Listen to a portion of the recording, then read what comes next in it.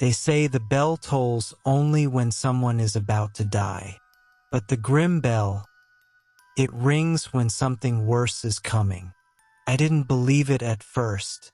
Hell, no one in Ashcroft ever did. It was just a story told to scare the kids. A rusted old bell tower at the edge of town, half swallowed by the woods, leaning like it's ashamed to stand. Nobody ever went near it. Not because of fear, because we forgot it existed. And that was the first warning. Anything forgotten is only waiting to be remembered. The night it rang, I was closing up my dad's old antique shop. Dust, creaky shelves, old clocks that never ticked in unison. And then I heard it, a chime. Not from any of the clocks. This was louder, colder, like it was made of bone instead of metal. It rang 3 times. I looked outside, dead quiet, not a soul on Main Street. I didn't even notice the birds had stopped singing. I should have stayed home, should have locked the door and prayed. But something pulls you when the bell rings. Something that whispers right behind your ear, soft enough to make you wonder if you imagined it. I walked out into the night, every step heavier than the last. The trees around the edge of Ashcroft looked darker than usual, like shadows were holding hands between the trunks. I followed the sound. The bell tolled again, but this time closer, almost inside my head. My breath fogged the air, but it wasn't cold, just wrong, like the world was out of key. I reached the old bell tower. You ever see something and feel like it's looking back at you? That's what it felt like. It had no windows, just a jagged wooden door with nails poking out like teeth. I pushed it open. The hinges didn't creak. They groaned like they hated being disturbed. Inside was pitch black. I lit my phone's flashlight and aimed it up. The rope that once led to the bell was torn, frayed at the bottom like it had been chewed through, and yet it had rung. My phone flickered, battery at 63%, then 12%, then 1%, then dead. I didn't even have time to curse.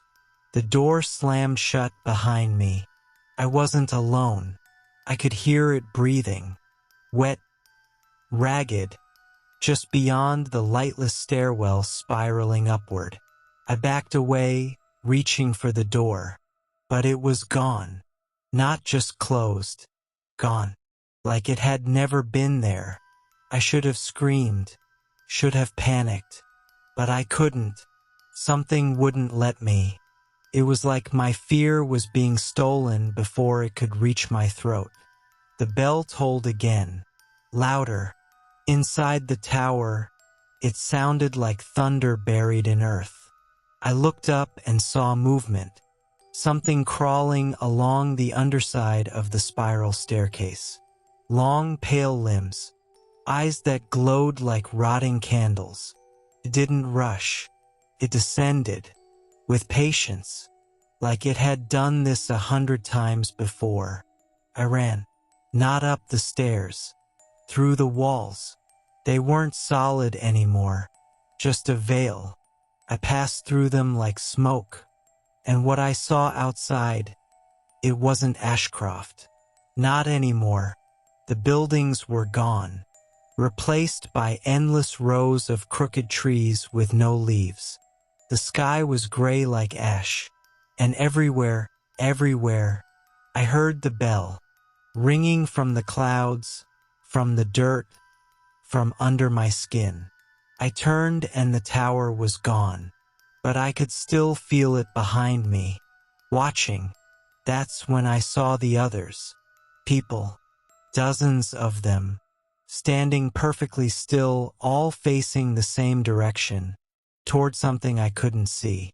Their eyes were gone, not gouged out, just missing, as if they were never meant to have them. And in their hands, They held ropes. Frayed. Chewed. Just like the one from the bell. They started moving all at once. Slow. Dragging their feet through the ashen ground. I didn't know where to run. I didn't even know if I was running. Everything felt like a dream dreamt by something that had never been human. Then I heard the whisper again. Clearer now. It tolls for what you've forgotten.